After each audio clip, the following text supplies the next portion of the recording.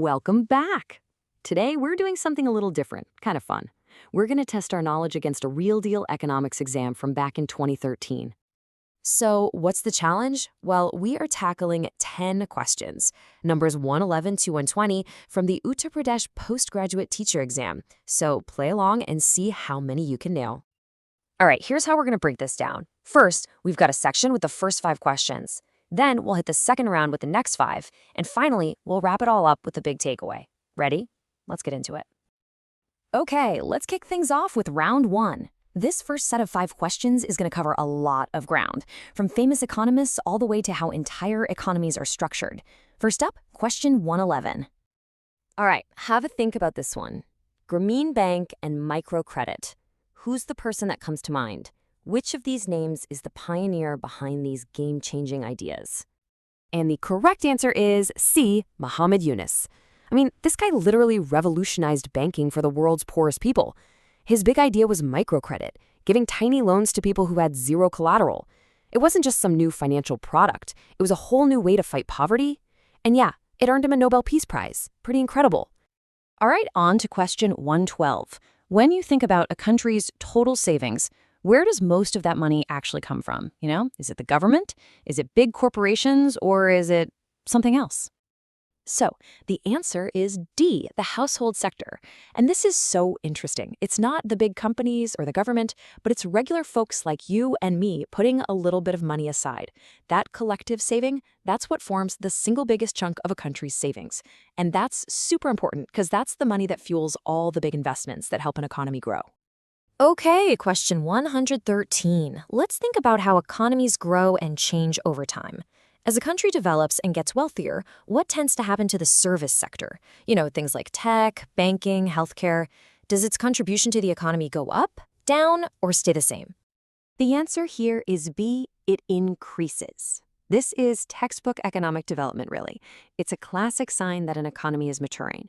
You see this shift away from agriculture and manufacturing and towards providing services.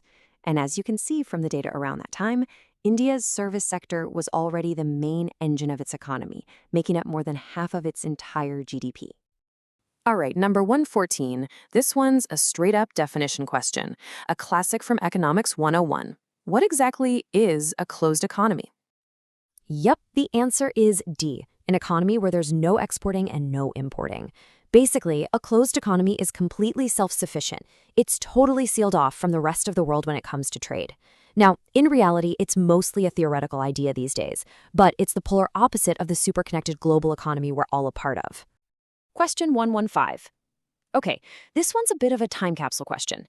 It tests your knowledge of a really important global report from back in 2013. We're talking about the Human Development Index, the HDI, which looks at key things like how long people live, their education levels, and of course their income.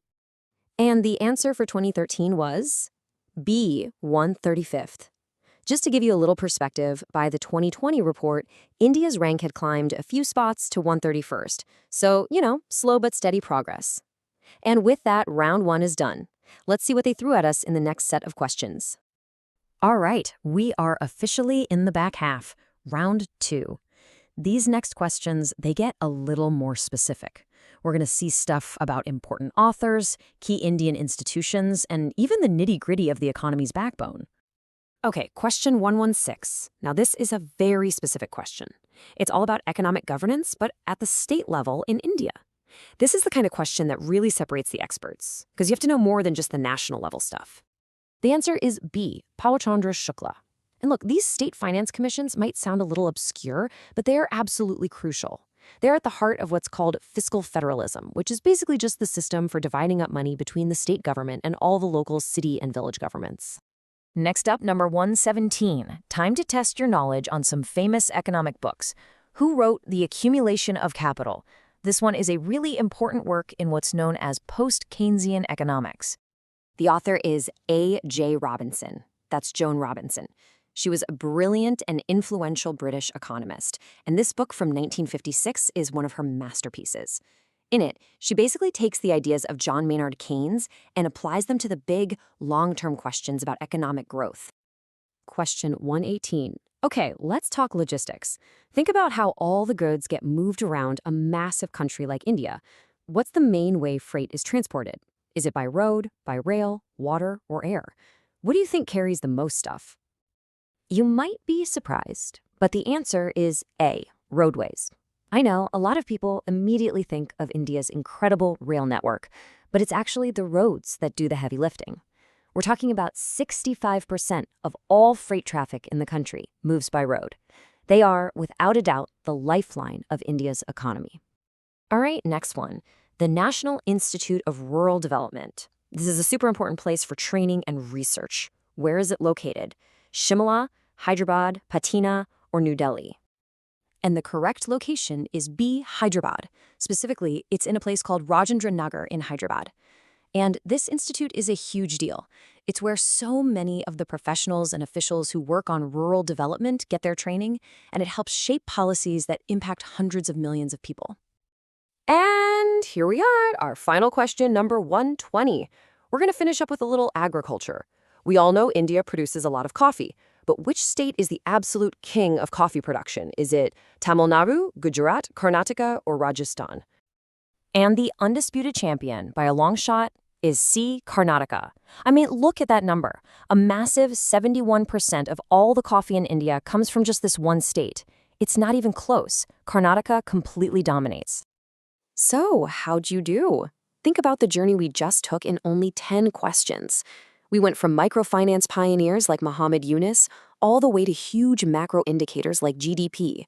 We jumped from global reports to super local state governance. It just goes to show you the incredible range of topics you need to know in economics. And I think that's the real takeaway here.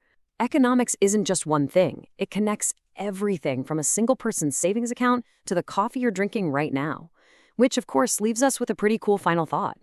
These were the big topics in 2013. If this exam were written today, what do you think the defining questions would be about? The gig economy? Digital currencies? The economics of climate change? It's pretty fascinating to think about, right? Thanks so much for joining me.